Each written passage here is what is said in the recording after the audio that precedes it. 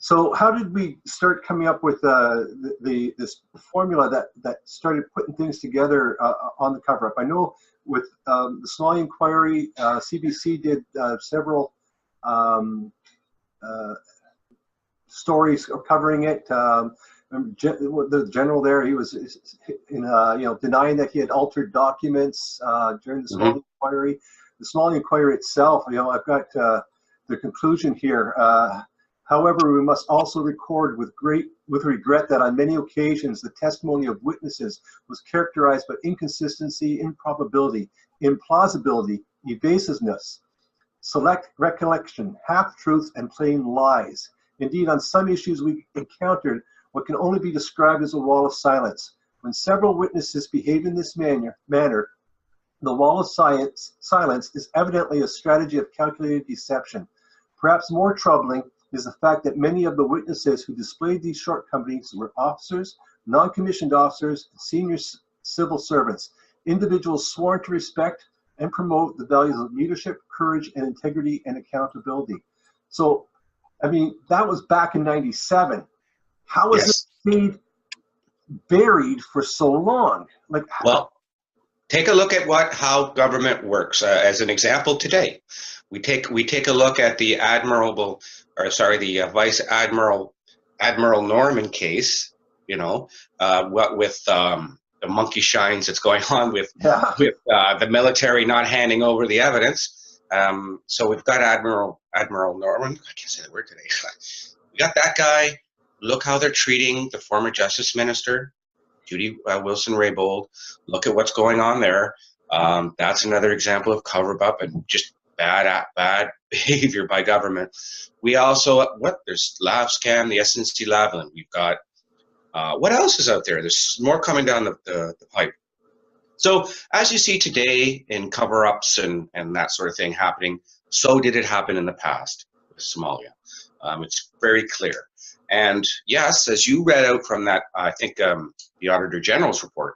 No, that was the Somali report itself. I'm sorry, that was the Somali report. But also in 1999, we had the Auditor's General report that basically came to the same conclusion, that the Somalia affair, or the Somalia Commission of Inquiry, was shut down too early. They could not even get into the information about Mefloquine, and that if they were able to, then some or partly of the behavior could be better explained via the neurotoxicity of the drug. So, several entities along the way in this timeline, as we speak about this timeline, have come to the conclusion in favor of the veterans who had to take that drug. So but they're going to continue, and as we see right now, with the Liberal government imploding over their cover-ups, this can and does happen.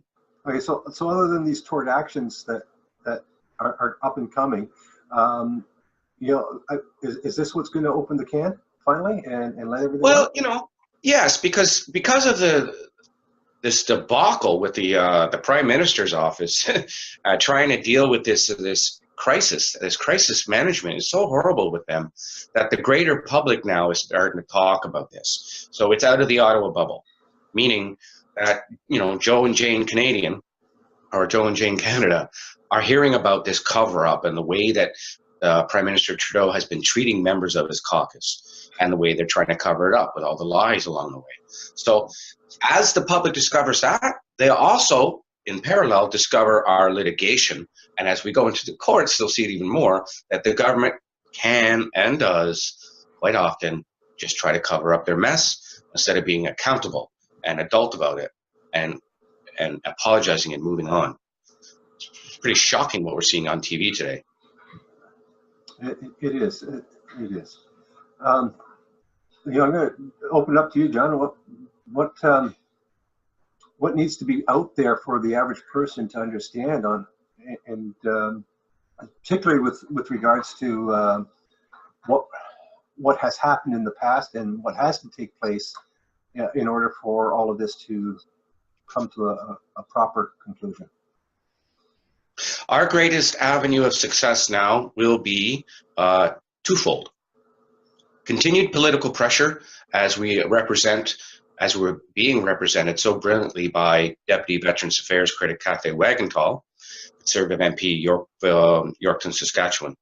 She is doing brilliant work at the Standing Veterans Affairs Committee, bringing up Mefloquine constantly and not letting them off the hook there. And concurrently with that political pressure, we have this legal pressure. So now that we're going to start rolling out these cases shortly, in a matter of weeks, when we begin to roll these cases out before the courts, and the public will get a hold of that, it's going to be national media again, will be on CTV and other stations, and they'll get a hold of it. And they're going to be interested because it somewhat parallels the other sort of shenanigans in office right now.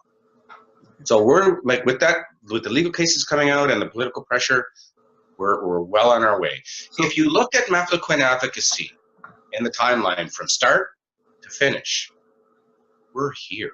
We're just about done. Now it's just the legal action and the continued political pressure. We're almost done.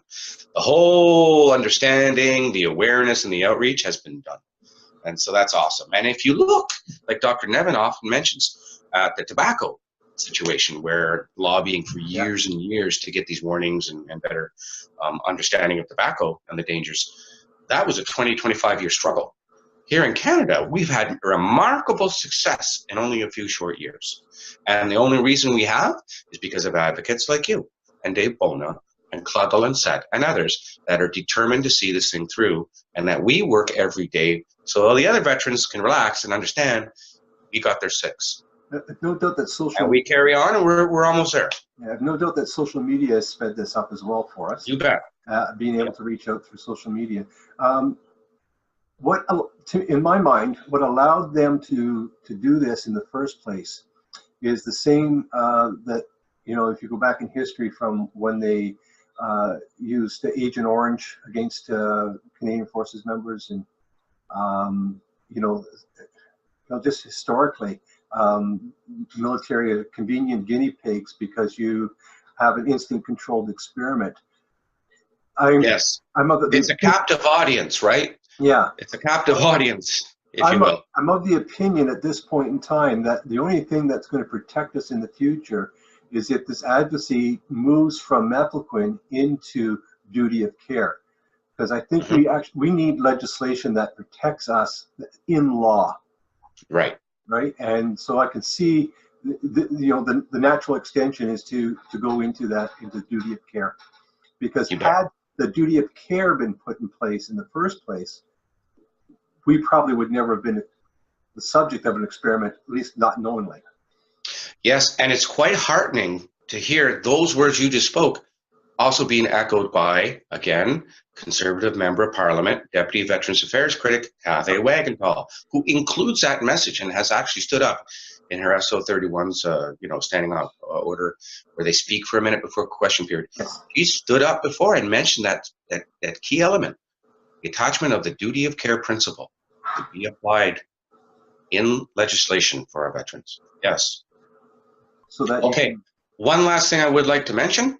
Sure. If you took Mefloquine while in the Canadian Armed Forces, email Paul Miller at pmiller@hshlawyers.com. I will post that all over the internet now. You'll see it on my Facebook. It's on yours and others. Email them. They can't help you unless you contact them first. John, unless you got something else to add, this is I'm good. Awesome.